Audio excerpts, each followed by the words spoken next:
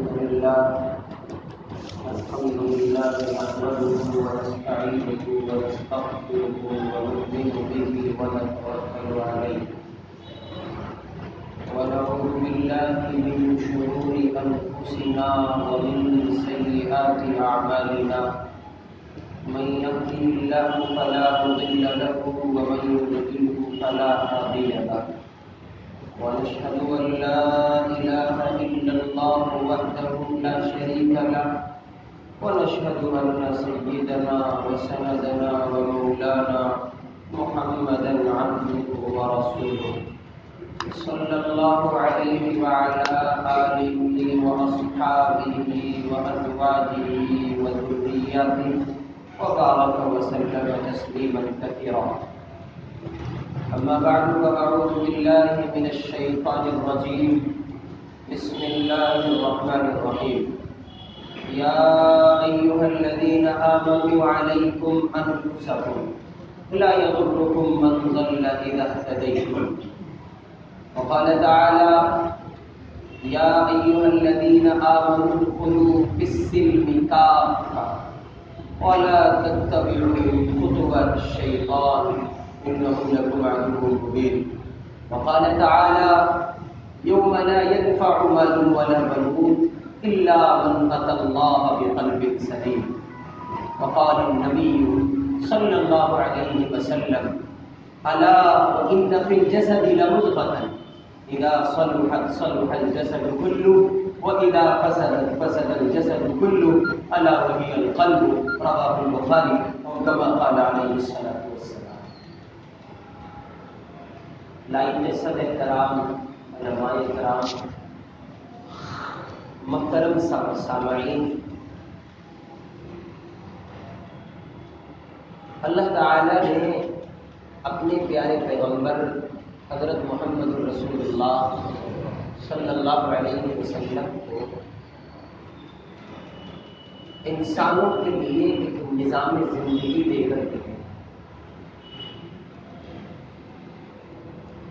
اور جو نظام زندگی خداوند قدوس نے جناب نبی پاک کو عطا فرمایا وہ اپنے آپ میں اتنی اہمیت کا حامل ہے کہ ایسا نظام زندگی نہ پہلے کسی کو دیا گیا، اور چونکہ آپ آخری نبی ہیں تو آپ پر باب نبوت بند ہے، بعد میں تصویر ہے۔ ہر چھوٹی سے چھوٹی مخلوق کے حقوق سکھا دیے گئے اور ہر بڑے سے بڑے کے اکرام کا طور و طریق سکھا دیا گیا۔ زندگی گزارنے کے لیے انسانی دنیا کے جتنے پہلو ہو سکتے ہیں ان تمام تر پہلوؤں پر اتنی تفصیل کے ساتھ روشنی ڈالی گئی ہے کہ زندگی کا کوئی ایک پہلو ایسا نہیں چھوڑا گیا کہ اس پہلو کے لیے نبی پاک علیہ السلام کی تعلیمات موجود ہیں۔ خوشی کا موقع ہو تو تعلیمات موجود ہیں، غمی کا موقع ہو تو تعلیمات موجود ہیں۔ پھر خوشی میں جزئیات ہیں، اولاد کی نعمت مل گئی تو کتنا خوش ہونا ہے، کتنی خوشی کا اظہار کرنا ہے، وہ تعلیم موجود ہے۔ پھر غمی کا موقع ہے، اولاد کو اللہ نے لے لیا، اب کس قدر غم کا مظاہرہ کرنا ہے وہ موجود ہے۔ بیوی چلی گئی، کتنا اظہار غم کرنا ہے وہ موجود ہے۔ شوہر چلا گیا تو بیوی کو کتنا اظہار غم کرنا ہے وہ موجود ہے۔ ماں باپ چلے گئے، بھائی بہن چلے گئے تو اب کیا کرنا ہے، کس طریقے سے زندگی کو گزارنا ہے، وہ سب شریعت میں موجود ہے۔ تو انسانوں کے درمیان صلح کے معاملے کو قائم کرنا ہے تو اس کے لیے کیا شکل اختیار کی جائے وہ شرع میں قرآن اس کی تعلیم دیتا ہے۔ دو خاندانوں میں تفریق ہو گئی، ان کے درمیان مواخات کا سلسلہ قائم کیا جانا ہے اور ان کے درمیان کی غلط فہمیوں کو دور کرنا ہے، وہ شریعت میں قرآن ایک انسان دوسرے کے لیے اپنے من کی دنیا میں کتنی تعظیم رکھے یہ شریعت میں موجود ہے۔ ایک انسان کسی سے دشمنی اگر کرے تو کس پہلو پر کرے یہ شریعت میں موجود ہے. چنانچہ اس کے لیے رسول پاک نے ایک پیمانہ دیا، من احب للہ، محبت اللہ کے لیے.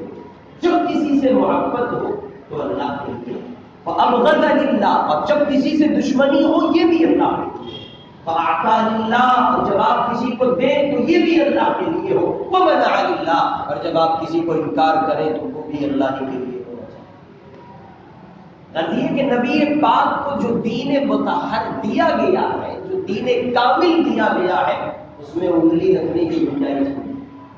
اسی لیے اللہ تعالیٰ نے ارشاد فرمایا ان الدین عند اللہ الاسلام، بے شک اللہ کے نزدیک جو دین ہے وہ اسلام ہے.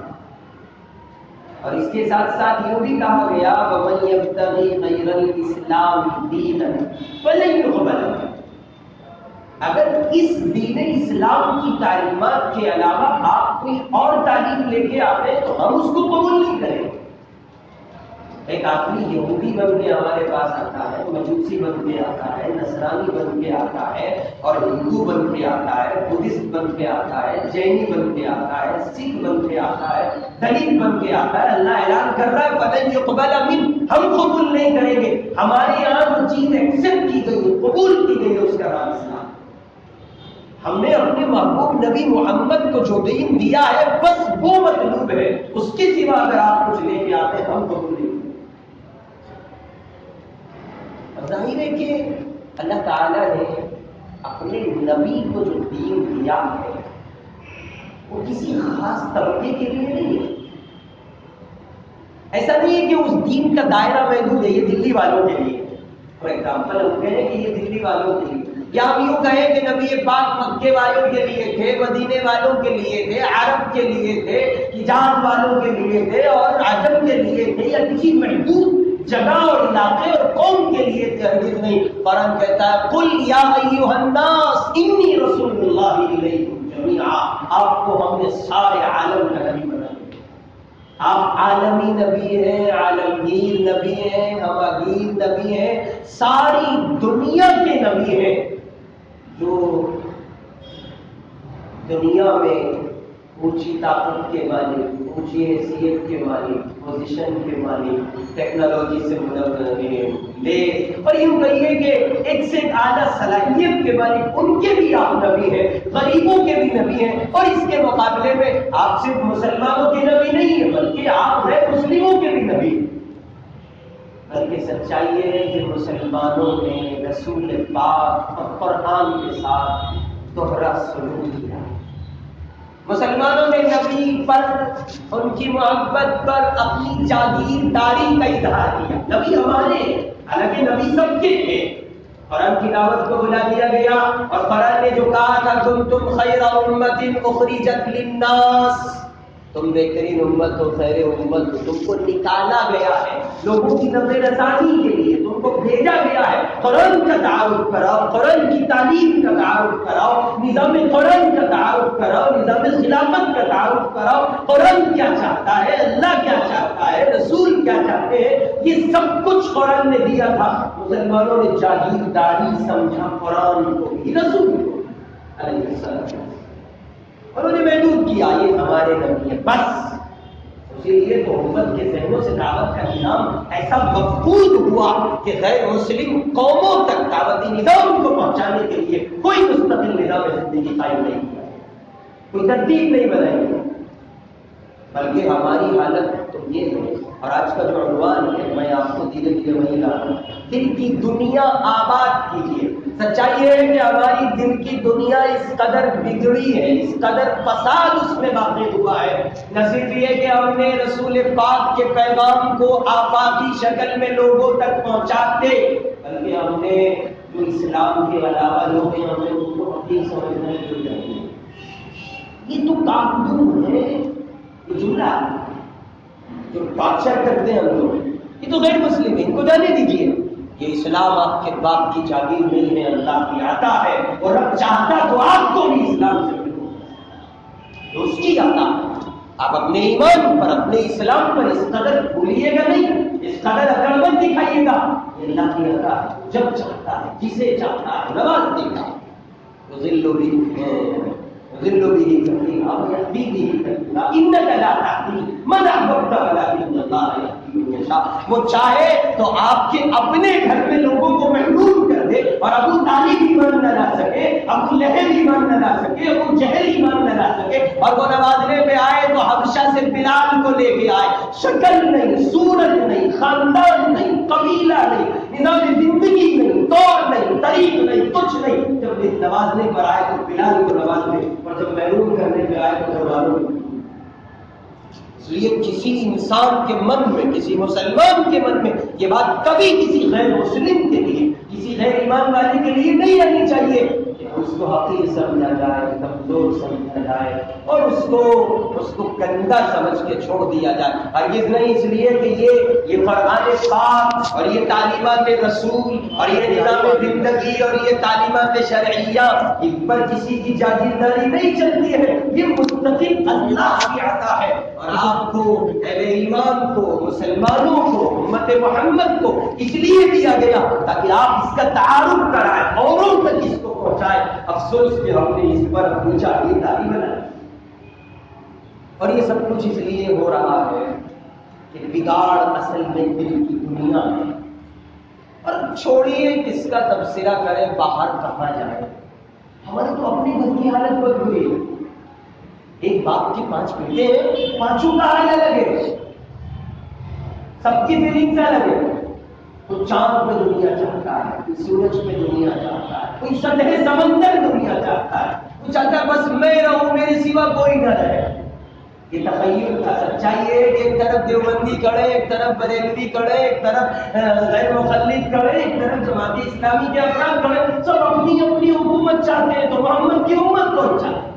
کھیل بنایا ہے قرآن کا اور تماشا بنایا ہے رسول اللہ صلی اللہ علیہ وسلم کی تعلیم کا اس فرقہ. اور یہ بگاڑ ہے دل کی دنیا. ہر آدمی اپنے آپ کو لے کے بیٹھا ہوا ہے. میں قرآن کہتا ہے یا ایھا الذین آمنوا علیکم انفسکم, تم اپنی فکر کرو. نظام کیسے بدلے گا یہ اللہ جانتا ہے. اس کو ہدایت ہوگی, اس کو دلالت ہوگی, کون بچے گا, کون مٹے گا, کون جنتی ہے, کون جہنمی ہے, اس کا فیصلہ تم کو نہیں کرنا ہے. تمہارے ہاتھ میں مہر نہیں دی گئی ہے, اس کا فیصلہ اللہ کرے گا, قرآن کرے گا, نبی کی تعلیم کرے گی.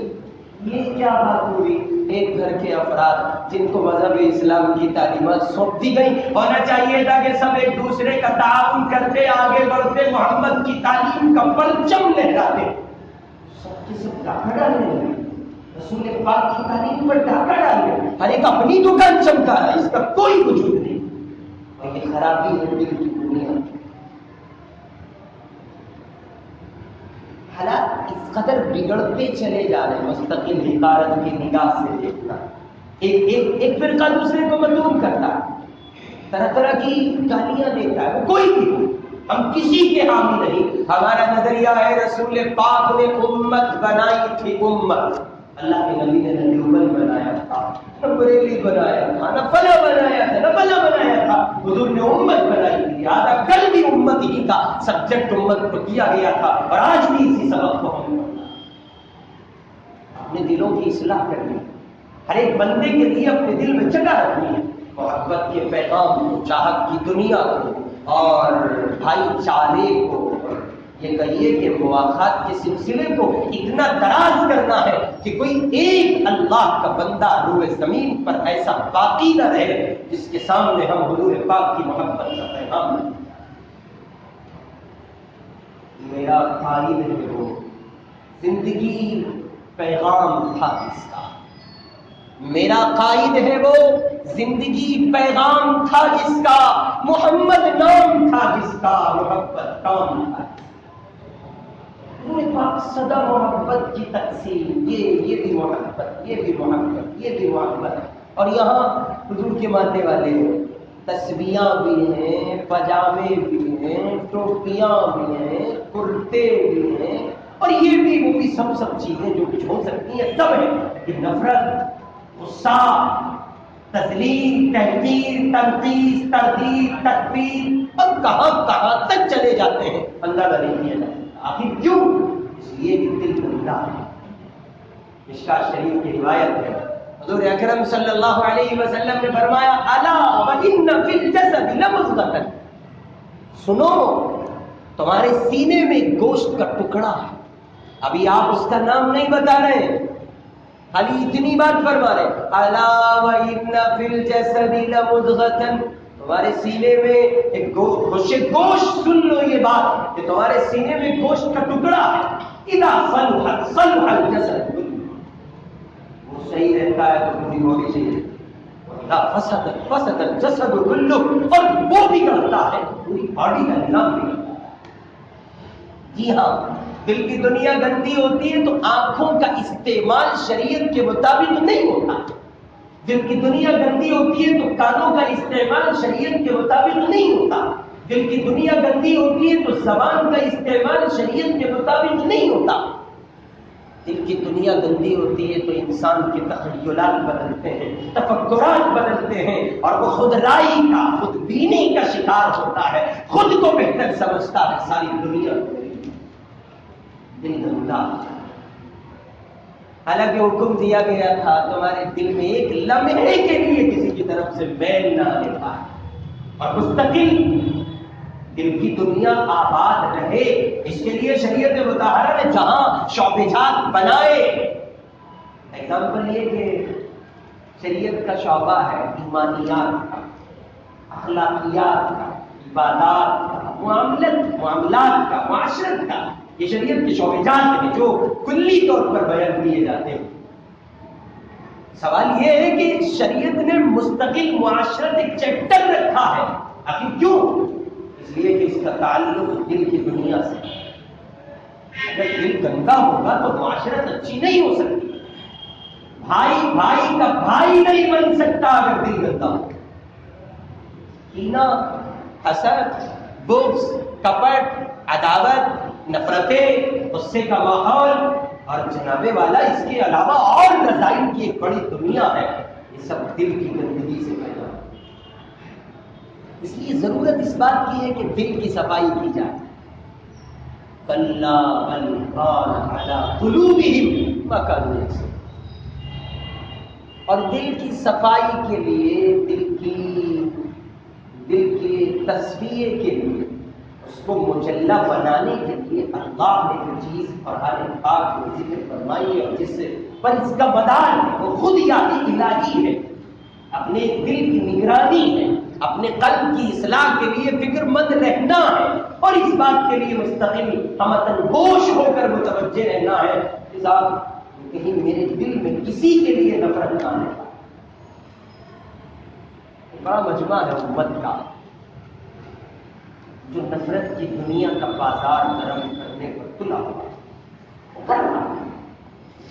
عداوتیں بڑھ رہی ہیں، محبتوں کے دروازے مستقل بند ہوتے چلے جا رہے ہیں، اور سلسلہ اتنا کمزور پڑتا گیا کہ سگا بھائی سگے بھائی کا دشمن، سگا بھائی سگی بہن کی میراث مارے بیٹھا ہے، سگا بیٹا سگے باپ سے کلام نہیں کرتا. یہ اگر دل کی دنیا کی بربادی نہیں تو اور کیا؟ نمازیں ہم لوگ پڑھ رہے ہیں، اس سے انکار نہیں، لیکن کیا ہم اللہ اکبر کہنے کے بعد اللہ کے لیے کھڑے رہتے ہیں؟ اس کا جائزہ لیجیے، محاسبہ کیجیے. صورتحال الگ ہے. یوں اللہ اکبر کہا، کوئی اپنے کاؤنٹنگ کی دنیا میں ہے، کیلکولیشن کی دنیا میں ہے، اور کوئی تانے بانے کاروبار کے جوڑ رہا ہے، اور کوئی بس یہ کہ اپنی ایک تخیلات کی دنیا اس پر لگے ہوئے ہیں، خیال ہی نہیں ہے. کیوں؟ اس لیے کہ دل گندا ہے. قیام، رکوع، سجود، اس کے علاوہ قرآن پاک کی تلاوت. ایسے صحابہ کو ہم دیکھتے ہیں، قرآن کی تعلیمات کو ہم دیکھتے ہیں، سامنے ہیں ہمارے سب کو، لیکن خیال ہوتا ہے کہ وہ تو صحابہ تھے، ان کے لیے تو یہ احتیاط کا ہونا لازمی چیز تھا، اور ہم تو ظاہر ہے کہ ویسے نہیں بن سکتے. ہاں آپ صحابی تو نہیں بن سکتے، لیکن پریکٹیکل کے لیے، عملی نمونے کے لیے تو صحابہ آپ کے لیے بنایا. آپ تو صحابہ کو دیکھنا ہوگا. قرآن کے اولین مخاطب صحابہ ہیں، نبی کے شاگرد ارشد صحابہ ہیں، نبی سے پہلے پڑھنے والے صحابہ ہیں، حضور نے جن کی تربیت فرمائی ہے وہ صحابہ ہیں، اور ان کی صورتحال یہ ہے کہ ایک لمحے کے لیے وہ شریعت کی مخالفت کو بتا رہے ہیں. حضور پاک علیہ الصلوۃ والسلام ایک راستے سے گزر رہے ہیں، صحابی کے مکان پر ایک قبہ بنا ہوا ہے، گنبد. حضور نے یوں دیکھا، دیکھ کر کے فرمایا مکان کس کا ہے؟ بتایا گیا اپنا کا ہے. آپ نے ناراضگی کا اظہار کیا، یوں ارشاد فرمایا اس طرح کی عمارتیں لوگوں کے لیے وبال جان بنی ہوئی. انصاری صحابی اس وقت موجود نہیں تھے، آقا گزرتے ہوئے چلے گئے، اور پھر اس کے بعد ان صحابی کو معلوم ہوا کہ آقا یہاں سے گزرے تھے اور آقا نے اس کو دیکھا علیہ الصلوۃ والسلام، اور انہوں نے دیکھ کر خفگی کا اظہار فرمایا، ناراض ہوئے. تو وہ صحابی آئے اور پورا مکان زمین سے ملا.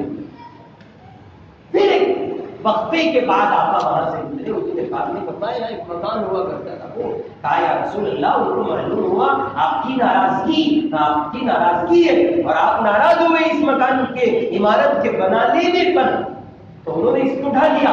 اور سلام حضور پاک کی عظمت پر حضور نے فوری طور پر ان کو 3 مرتبہ دعا دی، اللہ اس صحابی پر رحم.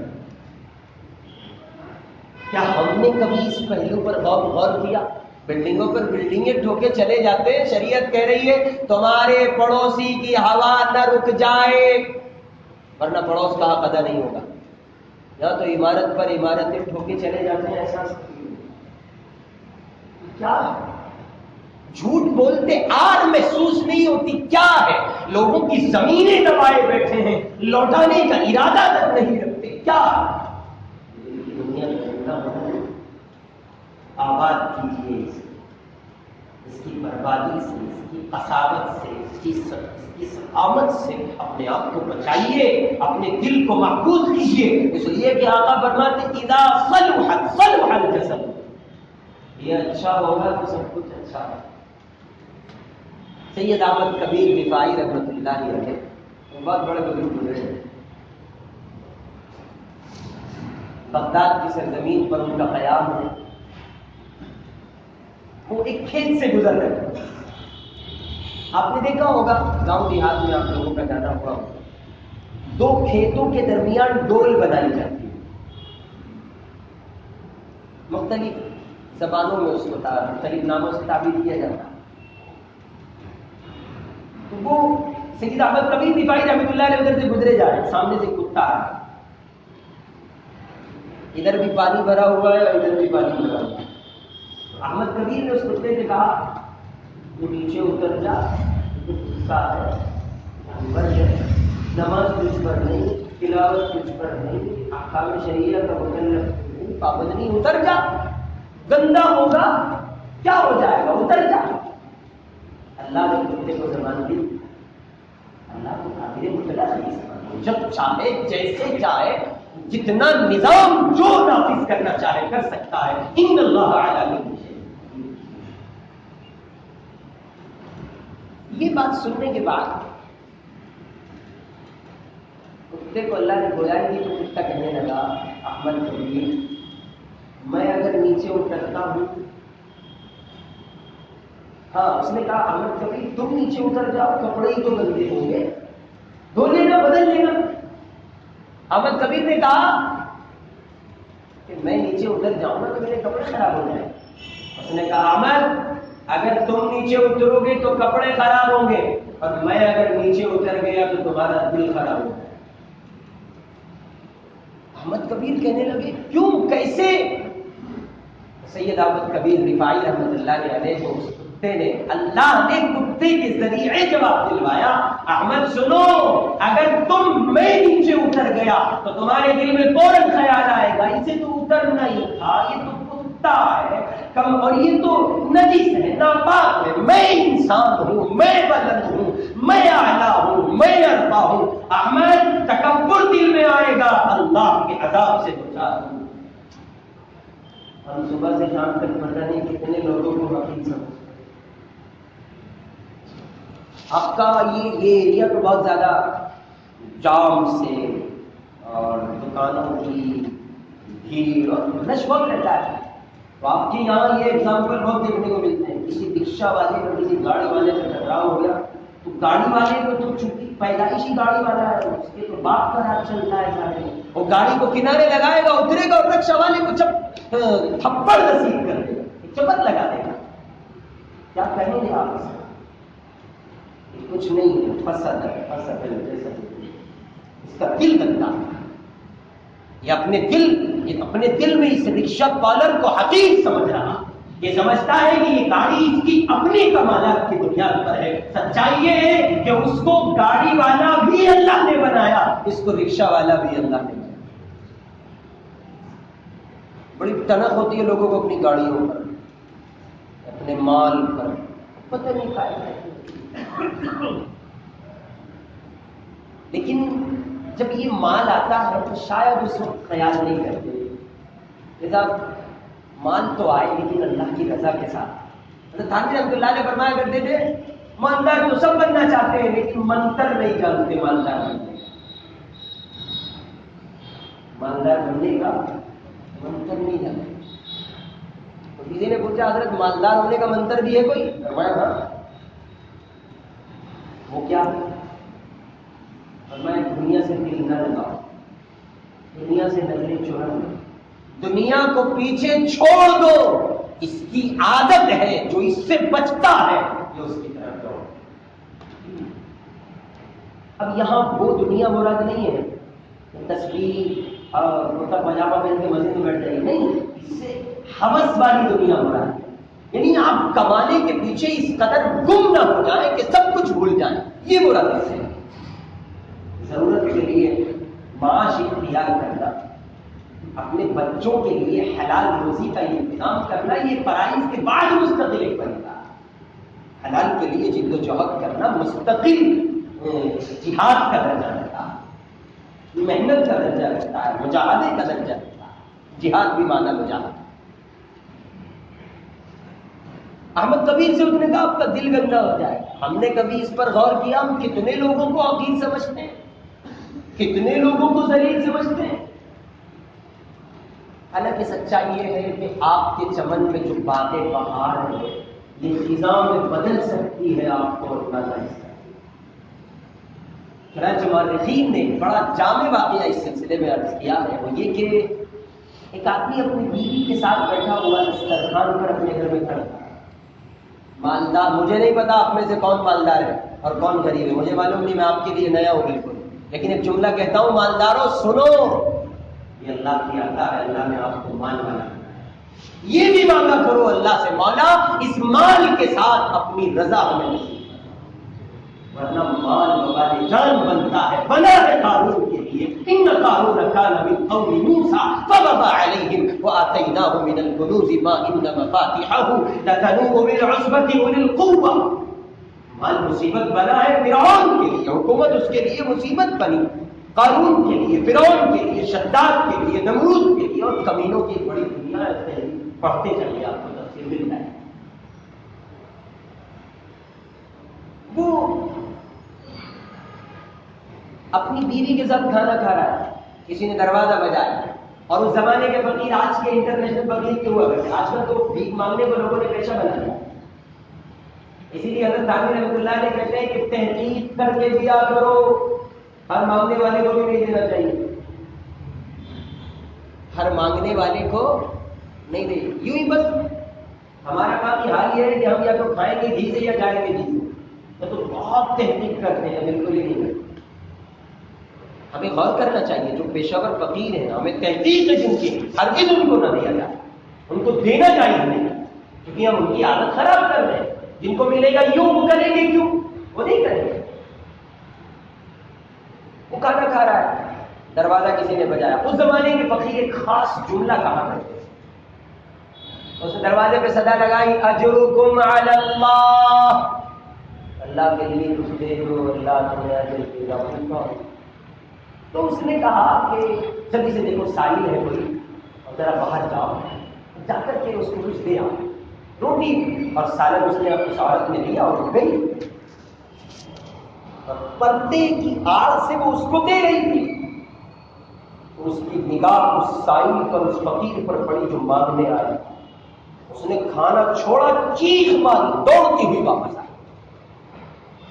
اس کی شوہر نے فوراً اس کو پکڑا. تب کیا بات ہوئی، کیوں بھاگ رہی ہو؟ وہ رونے لگی. شوہر نے فورس کیا، اصرار کیا. اس نے بتایا کہ دروازے پر جو سائل بھکاری بن کے بھیک مانگ رہا ہے وہ میرا پہلا شوہر ہے. کون ہے وہ؟ کان کھڑے ہوئے بتایا. اچھا کیا بات ہوئی تھی؟ اس نے پورا قصہ سنایا. ایک بار یہ اور میں دسترخوان پہ بیٹھے کھانا کھا رہے تھے، کسی سائل نے دروازہ بجایا، اللہ کے لیے کھانے کا سوال کیا تو اس نے اس کو اپنے دروازے سے دھکے دے دیے تھے. اس نے کہا رب نے تجھے دیا ہے، اس میں سے کچھ مجھے دے دے. اس نے کہا تھا کہ میری اپنی کلاکاری ہے، میرا مائنڈ ہے، میرا دماغ ہے، میری صلاحیت سے یہ مال مجھے ملا ہے. تو وہ جو موجودہ شوہر تھا نا، اس نے یوں کہا جس فقیر کو دھکا دیا گیا تھا وہ فقیر میں. یہ اللہ کا نظام ہے. جو باتیں باہر آپ کے چمن میں ہے یہ کسی اور گھر میں بھی جا سکتی ہے. اس لیے ڈریے، گھبرائیے اور دل کی دنیا کو آباد کیجیے. تکبر کو اور جناب والا حسد کو، کینہ کو، بغض کو، کپٹ کو، عداوت کو، بدکرداری کو، سب کو نکال پھینکیے اور اپنے دل کو خالص اللہ کی رضا اور امت اور مخلوق کی محبت کے لیے پاک صاف کریں. یہ ہے دل کی دنیا کی آبادی. ہمارا حال یہ تسبیح پڑھنے، نماز پڑھنے، اس سے انکار نہیں ہے، لیکن ساتھ ساتھ کتنی پلاننگ ہوتی ہے بھائی صاحب، سوچ نہیں سکتے ہم. آپ ہی کے علاقے سے میرے پاس ایک فون پہنچا کہ وہ ہم لوگوں نے 20 سال پہلے ایک دکان لی. اور یہ مسئلہ میں جان بوجھ کر عرض کر رہا ہوں آپ کے ساتھ، ایسا بہت کر رہے ہیں لوگ. ہم نے 20 سال پہلے ایک دکان لی تھی. نہیں، 1980 کی بات انہوں نے، زیادہ ہو گیا، تقریباً ہو گئے 35-36 سال. ہم نے اس وقت ایک دکان لی تھی. میں نے کہا اچھا. اب وہ کہتا ہے خالی کر دو. جی. تو کہ ہم نے اس سے کہہ دیا اس زمانے میں جو اماؤنٹ ہم نے تم کو دیا تھا اتنی اماؤنٹ کا اس زمانے میں جتنا سونا آتا تھا اتنا سونا آج لے کے ہم تمہاری دکان خالی کر دیں. یہ رول ہے، اسے آپ قانون کہیں گے. یاد رکھیے کرایہ دار اگر 1000 سال بھی رہے تو بھی کرایہ دار رہے گا، مکان مالک نہیں بن سکتا. ایسے تو سارے مکان مالک روڈ پہ آ جائیں گے. جس کو 10-20 سال ہوئے وہ قبضہ کر کے بیٹھ جائے گا. شریعت میں اس کی کوئی گنجائش نہیں. اور یہ فساد وجود میں آ رہا ہے. آدمی حلال حرام کی پرواہ نہیں کر رہا، حرام کھانے پہ تلا ہوا ہے. کتنی بڑی تعداد امت کی مستقل سود میں انوالو ہے، باوجود اس کے کہ صریح روایات موجود ہیں، نص قطعی موجود ہے. احل اللہ البیع وحرم الربا، قرآن اعلان کر رہا ہے. اس کے باوجود سود میں اس قدر انوالومنٹ ہے مسلمانوں کا اندازہ نہیں. یہ کارڈوں کی دنیا آباد کیے بیٹھے ہیں جیل میں. ایک لمحے کے لیے پیسے دکھائی کرنا، کیا ہوگا اس سے؟ کچھ نہیں. مرنا، یہاں سے جانا، اس دنیا کو چھوڑنا ہے، خیر بات کہنا ہے، اللہ کا سامنا ہونا ہے. جس نظام زندگی کے لیے آپ کو مکلف اور پابند بنایا گیا تھا اس بات کا کہ آپ خود بھی عمل پیرا رہیے اور ساری دنیا میں اس نظام کو برپا کیجیے. محمد الرسول اللہ کے نظام تعلیم کو دعوت کے پہلوؤں سے عام کیجیے. امت دعوت بن کر کے زندگی گزاریے. حضور پاک کی محبت کے چرچوں کو عام کیجیے. آپ کی محبت کا صرف دعوت ہو، سلوک ہو، اس پر عمل پیرا ہو، اتباع سنت ہو. نبی پاک کا ظاہر آپ کا ظاہر نبی پاک کے ظاہر سے ملتا ہو. یہ آپ کی کنڈیشنز ہونی چاہیے. جہاں صورتحال یہ کہ یہ تعلیمات دی گئی تھی، اس امت کا حال یہ کہ وہ ان تعلیمات سے پورے طور پر بے رہا. یورپ کی نقالی کرتے ہیں، یورپ کا تھوکا چاٹتے ہیں، یورپ کی تہذیب کو اچھا سمجھتے ہیں، اور فرنگی تہذیب کو سر ماتھے پر جگہ دیتے ہیں. وہ لوگ جن کے لیے مستقل ایک نظام ہے وہ خیرات مانگتے ہیں. احساس کی بات نہیں. اس لیے میرے بھائی، آپ قرآن والے ہیں،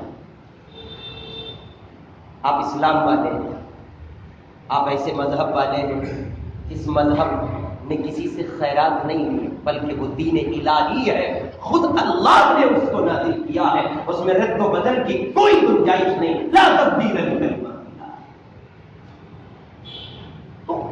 نظام کے مالک لوگوں کو چاہیے کہ جو نظام ان کو دیا گیا اس کو مرتب کرے، جگہ جگہ چپے چپے پر، گلی گلی، کوچے کوچے، گھر گھر محمد کی شریعت کا لحاظ اپنے لیے ضروری سمجھیں، تاکہ آقا کا دین اسلام کا پرچم لہرائے، مفت اعظم پر چمکے، کفر کی کمر ٹوٹے اور اسلام کا غلبہ ہو۔ یہ سب کی ذمہ داری ہے، اور اس کی ابتدا یہاں سے ہوتی ہے، آمنوا علیکم انفسکم، اپنی فکر کرو، اپنے دل کی فکر کرو۔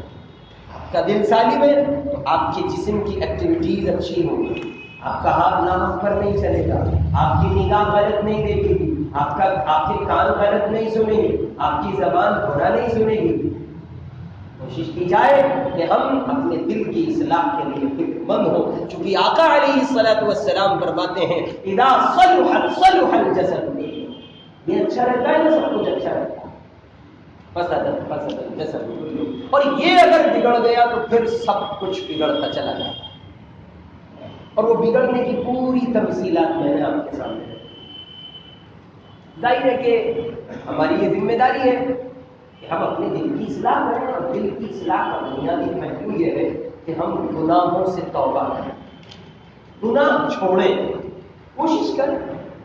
شریعت میں، قرآن میں اس کے لیے پریکٹیکلی طور پر، نمونے کے طور پر خود نبی اکرم صلی اللہ علیہ وسلم کی ذات عالی آئیڈیل کے طور پر موجود ہے۔ زندگی کا کون سا گوشہ ایسا ہے جہاں نبی پاک کی سیرت میں میرے آپ کے لیے رہنمائی؟ لقد كان لكم في رسول الله اسوة حسنة۔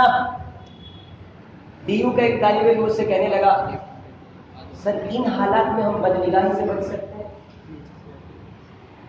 چاروں طرف لڑکی ہے، ادھر بھی لڑکی، ادھر بھی لڑکی، ادھر بھی لڑکی، ادھر بھی لڑکی، لڑکیاں ہی لڑکیاں، جہاں جہاں لڑکے بچ سکتے ہیں؟ میں نے کہا بھائی قرآن تو یہی کہہ رہا ہے بچ سکتے ہیں، کیونکہ اگر ہم یہ مان لیتے ہیں کہ نہیں بچ سکتے تو قرآن جھوٹا ہو جائے گا۔ قرآن میں حکم موجود ہے قل للمؤمنین یغضوا من ابصارهم ويحفظوا فروجهم، ایمان والوں سے کہیے اپنی نگاہ نیچی رکھیں۔ جب تک قرآن کا یہ حکم موجود ہے، قرآن موجود ہے، تب تک بات بچنے کے راستے میں۔ کیسے کہہ سکتے ہیں یہ بات کہ بچنے کے آپشن ختم ہو گئے؟ راستے ہیں، تو ہی اگر نہ چاہے تو باتیں نہ چاہے کر۔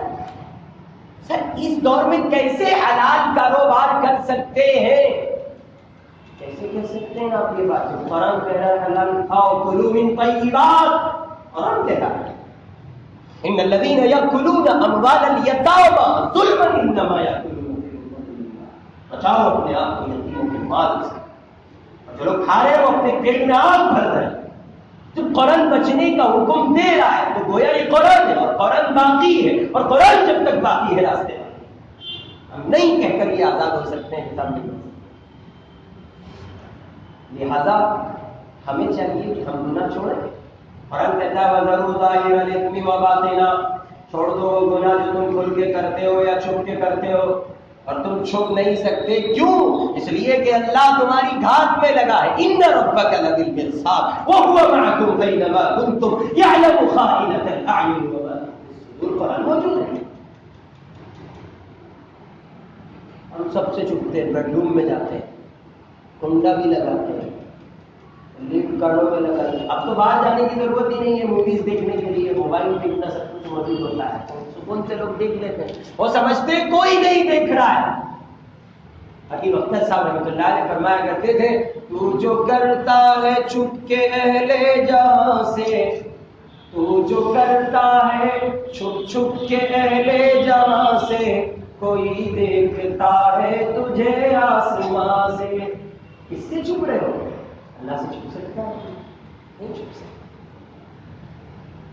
اللہ کی ذات عالی کا استحضار میرا پروردگار دیکھ رہا ہے، میرا کریم رب دیکھ رہا ہے، جو مجھے روزی دیتا ہے، پانی دیتا ہے، ہوا دیتا ہے، وہ دیکھ رہا ہے۔ اس کے دیکھتے میں کیسے اس کی نافرمانی کر سکتا؟ بچیں گے تو بچنا آسان ہے۔ آج ساری دنیا ایک شکایت کر رہی ہے، ہمارے ملک میں بھی ہے اور عالم اسلام میں بھی ہے، سبھی لوگ کہہ رہے ہیں کہ صاحب مسلمانوں کے لیے تو زمین کا وجود اپنی وسعت کے تنگ ہو گئی۔ تو میں تو ایک بات کہا کرتا ہوں، بس علامہ کا وہ ایک بند ہے پورا شعر، دو شعر ہے علامہ کی قطع بناؤ، تو ادھر ادھر کی بات نہ، تو ادھر ادھر کی بات نہ کر، یہ بتا یہ قافلہ لٹا ہے کیوں، مجھے اوروں سے گلا نہیں تیری رہبری کا سوال۔ یہ تو بات ہی فضول ہے کہ آپ یوں کہیں حکومت ان کی ہے، نظام ان کا ہے، کام ان کا ہے، اور جناب والا طاقت ان کے پاس ہے۔ اگر آپ یہ سب باتیں کہہ کر کے جان بچائیں گے تو فضول ہے یہ سب باتیں۔ آپ کے پاس جو ہے وہ کسی کے پاس، آپ کے پاس قرآن ہے، آپ کے پاس محمد عربی کی تعلیم ہے، آپ کے پاس نظام زندگی مستقل ہے، تو کسی کے پاس نہیں۔ سب نے خیرات دی ہے، آپ کا اپنا خود اللہ نے آپ کو دیا، نبی اکرم صلی اللہ علیہ وسلم کے واسطے۔ بس کمی اگر کہیں ہو رہی ہے وہ یہاں ہو رہی ہے کہ اپنی اصلاح سے غافل ہے، اپنی دل کی دنیا کی بربادی پر نظر نہیں ہے، اور اوروں کی اصلاح میں لگے ہوئے ہیں، اوروں پر تاب و تشنیع میں لگے ہوئے ہیں۔ کتنا اچھا ہوتا آپ اپنی فکر میں رہتے، میں اپنی فکر میں رہتا، اور یوں سب مل کے اپنی فکر میں رہتے تو ایک اچھا معاشرہ ہوتا۔ چنانچہ حضرت نبی اکرم صلی اللہ علیہ وسلم نے اسی کو ایک دوسرے موقع پر ارشاد فرمایا، ان اللہ لا ينظر الى صورکم واموالکم ولكن ينظر الى قلوبکم واعمالکم۔ مسلم شریف کی روایت ہے، اللہ تعالیٰ تمہاری صورتوں کو اور تمہارے مال کو نہیں دیکھتا ہے، وہ تمہارے دل اور تمہارے اعمال کو دیکھتا ہے۔ وہ تو یہ دیکھتا ہے کہ تمہارے دل میں کیا ہے، کیا چل رہا ہے۔ اس لیے اپنے دل کی اصلاح کی فکر میں اپنے دل کو گناہوں سے، گندگیوں سے، رذائل سے پاک کیا جائے، خسائل سے اس کو مزین کرنے کی کوشش کی جائے، اپنی سوچ کے دائرے کو وسیع کیا جائے، ہر ایک کے لیے اپنے دامن میں جگہ رکھی جائے، سب کو محبت کی نگاہ سے دیکھا جائے، فرقہ بندی کے، فرقہ پرستی کی دیواروں کو منہدم کر دیا جائے، اور سب کو اللہ کا بندہ اور نبی کا امتی سمجھ کر محبت کے ساتھ، حسن اخلاق کے ساتھ، حسن معاشرت کے ساتھ ان کے ساتھ حسن سلوک کیا جائے۔ یہ اسلام ہے، یہ تعلیمات رسول ہے، اور یہ کی دنیا کی آبادی ہے۔ افسوس کی بات یہ کہ ہم لوگ اپنے ظاہر پر بڑی محنت کر رہے ہیں۔ ہمارے جوانوں کو دیکھو، جم جوائن کرتے ہیں، یہ ڈولا اور پھر وہ خود ڈولا، عجیب سی کنڈیشن ہے۔ ظاہر پر گھنٹوں بچے، بچیاں، بہویں، بیٹیاں گھنٹوں آئینوں کے سامنے کھڑے رہتے ہیں، اور وہ اپنی ظاہری زیبائی پر اتنا روپیہ خرچ کرتے ہیں کہ آپ سوچ لیں۔ بیوٹیشن کو جانتا کون تھا؟ آج مرے مارتے ہوتے، بائی بیلٹ کا کام چل رہا ہے، ہر آدمی صاف ہوتا ہے۔ بیوٹی پارلر اتنے آباد کیوں ہوئے؟ لوگوں نے اپنے ظاہر پر محنت کرنا شروع کی، اور انہوں نے سوچا جتنا ظاہر اچھا ہوگا اتنے ہم اچھے ہوں گے۔ جی ہاں، اپنے ظاہر کو سنوار کر آپ دنیا والوں کو دھوکہ دے سکتے ہو، اللہ کو دھوکہ نہیں دے سکتے۔ اللہ کے یہاں تو دل کی حالت مطلوب ہے، آپ کے اعمال حسنہ مطلوب ہے۔ اگر ظاہری خوبصورتی سے کوئی کامیاب ہوگا تو ابو لہب کو کامیاب ہو جانا چاہیے۔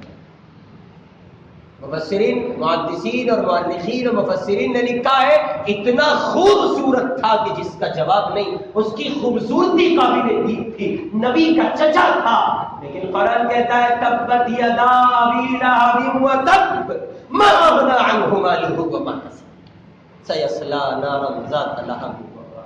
پوری صورت اللہ پاک نے اس کی مذمت میں اٹھائی۔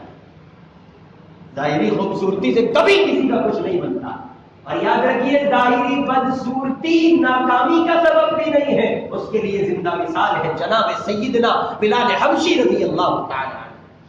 میرے آقا فرماتے ہیں بلال، تمہارے قدموں کی آہٹ کو میں نے جنت میں سنا، وجہ کیا ہے؟ کون سا عمل تمہارے پاس ایسا ہے جو اسلام میں آنے کے بعد تم نے کیا؟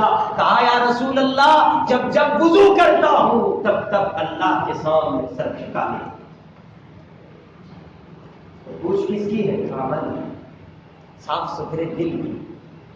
اس لیے بھائی، دل کی دنیا آباد کی، اچھے بنیے، اور دل کی دنیا کی آبادی کا بنیادی پہلو یہ کہ گناہوں سے حفاظت، ہر چھوٹے بڑے گناہ سے، اپنے کینے سے خصوصاً، حسد سے خصوصاً، اپنے تکبر سے خصوصاً اپنے دل کو پاک کیجیے، اور پھر اس کے بعد یاد الہی میں اتنے مستغرق ہو جائیے. یا ایھا الذین آمنوا اذکروا اللہ ذکرا کثیرا، اے ایمان والو اللہ کا ذکر کرو کثرت سے، اتنا یاد کرو اپنے پروردگار کو کہ ایک لمحے کے لیے تم اپنے اللہ سے غافل نہ رہو. اب کثرت ذکر کا حکم شریعت دے رہی ہے، تو ظاہر ہے کہ کثرت ذکر 24 میں سے 16 گھنٹے ہوگا تب ہوگا، یا 8 گھنٹے ہو تو تب ہوگا. 24 کو 3 جگہ ڈیوائڈ اگر کریں گے تو 8 16 24.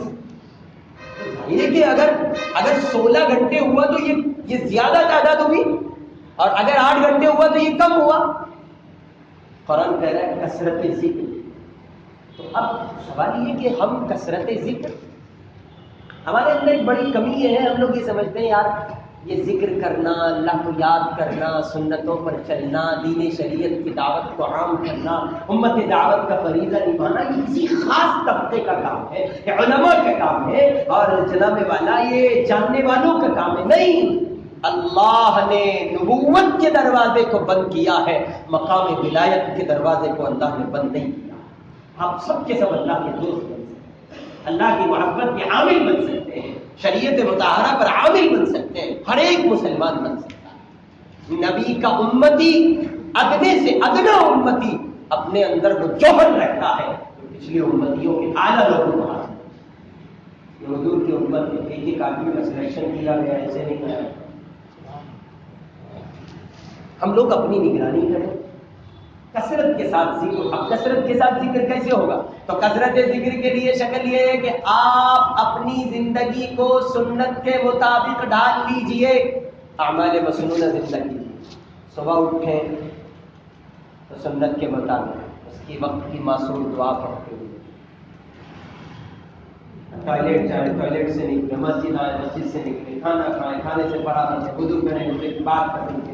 نبی پاک کی جو مسنون اعمال ہے، اس وقت کی جو مسنون دعائیں ہیں، کالی کملی والے نے جو دعائیں اپنی زبان مبارک سے پڑھی ہیں صلی اللہ علیہ وسلم، ان دعاؤں کو، ان میں جو نور ہے، ان میں جو برکات، اس کا اندازہ میں اور آپ نہیں کر سکتے. ان سب کو اپنی زبان سے پڑھتے جائیں تو یہ سب کچھ عمل جو کہ نبی کی اتباع میں ہو رہا ہے، یہ آپ کا ذکر شمار، اور آپ کثرت ذکر پر مداومت کرنے والے بندے شمار کیے جائیں. یا ایھا الذین آمنوا اذکروا اللہ ذکرا کثیرا. اور یاد رکھیے ایک روایت میں حضور نے فرمایا جو لوگ ذکر کرتے ہیں، جو دل یاد الہی سے سرشار رہتا ہے وہ زندہ ہے، اور جو یاد الہی سے غافل ہے وہ مردہ ہے. ایک آدمی اپنے علاقے سے چلا حضرت بایزید بستامی رحمۃ اللہ علیہ کی زیارت کی. چلا راستے میں ایک پیڑ کے نیچے اس نے قیام کیا تو چڑیا آپس میں بات کر رہی، یہ آدمی جو یہاں لیٹا ہے یہ کہاں جا رہا ہے؟ دوسری چڑیا کہتی ہے کہ یہ بایزید بستامی کی ملاقات کو جا رہا ہے. یہ پہلے والی کہتی ہے ان کا تو انتقال ہو گیا، اس کا جانا فضول ہے. اللہ نے اس بندے کو یہ صلاحیت بخشی تھی کہ یہ چڑیوں کی گفتگو کو سمجھ سکتا، اور یہ اللہ کے لیے کوئی بڑی چیز نہیں ہے. اللہ اس پر قابل قدرت ہے، وہ جب چاہے جسے چاہے وہ نظارے دکھا سکتا ہے. اس کا راج حکومت اس کی نظام اس کا. تو پہلی چڑیا نے کہا اس کا ان کا تو انتقال ہو گیا، تو اس نے کہا ان کا انتقال ہو گیا، ہاں اس کا تو جانا فضول ہوگا. یہ سمجھ تو گیا، لیکن دل میں خیال آیا کہ چلو اب جب یہاں تک آ ہی گیا ہوں تو اتنا کام اور کر لوں کہ گو کے حضرت مر گئے، دنیا سے چلے گئے، ان کی زیارت کراؤں. یہ چلا وہاں پہنچا تو شیخ بایزید بستامی رحمۃ اللہ علیہ صحیح تعلیم، اس نے پورا واقعہ دہرایا. شیخ میں نے 2 چڑیوں کی گفتگو سنی اور یہ بات سامنے آئی. شیخ نے فرمایا کب کس وقت کی بات کی؟ اس نے یاد کر کے بتایا، حضرت نے فرمایا ہاں میں اس وقت یاد الہی سے غافل ہو گیا تھا، اس لیے اس اللہ کی مخلوق نے کہا کہ وہ تو زندہ نہیں ہے، مر چکے ہیں۔ جن کے دل، جن کی زبانیں اللہ کی یاد سے غافل رہتی ہیں، جن کے دل آباد نہیں ہوتے، وہ گویا مردہ زندہ نہیں۔ اس لیے اپنے دلوں کو آباد کیجیے، اپنے دلوں پر محنت کیجیے۔ اذا صلحت صلح الجسد كله واذا فسدت فسد الجسد كله۔ اور اس کے لیے ایک پہلو، ایک سبق یہ بھی ہے کہ آدمی خود سے کبھی اپنی اصلاح نہیں کر پاتا ہے، لہذا جو مصلحین ہیں اور جو اس فن کے ماہر ہیں، اللہ ہے، اللہ کے دیوانے بندے ہیں، جو قرآن جانتے ہیں، شریعت جانتے ہیں، نظام مصطفیٰ سے واقف ہیں، آپ ان کی خدمت میں جائیے، اپنی اصلاح کے لیے ان سے پوچھیے ہم کیا کریں۔ ظاہر ہے کہ وہ قرآن و سنت کی روشنی میں آپ کو بتائیں گے، اور آپ وہی لیجیے جو قرآن کہتا ہے، رسول پاک کی تعلیم کہتی ہے۔ جو قرآن سے ہٹ کر، شریعت مطہرہ سے ہٹ کر اگر کوئی کچھ دیتا ہے تو اس کے لینے کی کوئی گنجائش نہیں ہے۔ قرآن و سنت کی روشنی میں اپنے دل کی اصلاح کی، اور اس پر بھی ایک بشارت سن لیجیے کہ جب آپ اپنے دل کی اصلاح کے لیے، اپنے دل کی آبادی کے لیے، دل کی دنیا کو آباد کرنے کے لیے سفر کریں گے، کسی مصلح کے پاس جائیں گے، دل کی دنیا کو آباد کرنے کی کوشش کریں گے۔ مشکات شریف کی روایت آپ کو سناتا ہوں، حضور اکرم صلی اللہ علیہ وسلم نے ارشاد فرمایا، میرے آقا کہتے ہیں کہ جس آدمی نے کسی اللہ کے نیک بندے کی ملاقات کے لیے سفر کا ارادہ کیا اور وہ وہاں گیا اپنی اصلاح کے لیے، اس کے گھر سے نکلنے تک 70,000 فرشتوں کی تعداد اس کے ساتھ ہوتی ہے جو مستقل اس کے لیے دعائیں مغفرت اللہ سے وہ گزارش کرتے ہیں، مولا اس کی مغفرت فرمائے، اور یہ جس کے پاس جا رہا ہے اس بندے کو، یہ چھوٹی اصلاح کے لیے جا رہا ہے، اس کو اپنا قریبی بندہ بنائے۔ پھر محنت ہوتی ہے، ظاہر ہے کہ وجود میں چیزیں آتی ہیں اور رنگ نکھرتا ہے، انسان بنتا ہے۔ یہ بھی ایک بڑے احساس کی بات ہے کہ آج انسان نہیں۔ ہمارے مولانا اشرف علی تھانوی رحمۃ اللہ علیہ ایک بات کہا کرتے تھے، بھائی انسان بنو انسان۔ آج تو انسانیت دم توڑ رہی ہے۔ اس کا سیدھا سا ایگزامپل آپ لے لیجیے، کوئی کار حادثہ ہو جائے، ایکسیڈنٹ ہو جائے تو ادھر بندہ تڑپ رہا ہے، سسک رہا ہے، ادھر پاگل لوگ مووی بناتے ہیں، ویڈیوز بناتے ہیں، فوٹوز کھینچتے ہیں تاکہ ان کو واٹس ایپ پر شیئر کیا جا سکے، واٹس ایپ اور فیس بک پر اور ٹویٹر پر اور انٹرنیٹ پر اس کو پھیلایا جا سکے۔ ایک بندہ اپنی جان سے لڑ رہا ہے، آپ اس کا مذاق بنا رہے ہیں۔ یہ انسانیت کے دم توڑنے کی بات نہیں تو اور کیا ہے؟ یہ دل کی دنیا کی بربادی نہیں تو اور کیا ہے؟ یہ اللہ کا نافرمان بندہ ہونا نہیں ہے تو اور کیا ہے؟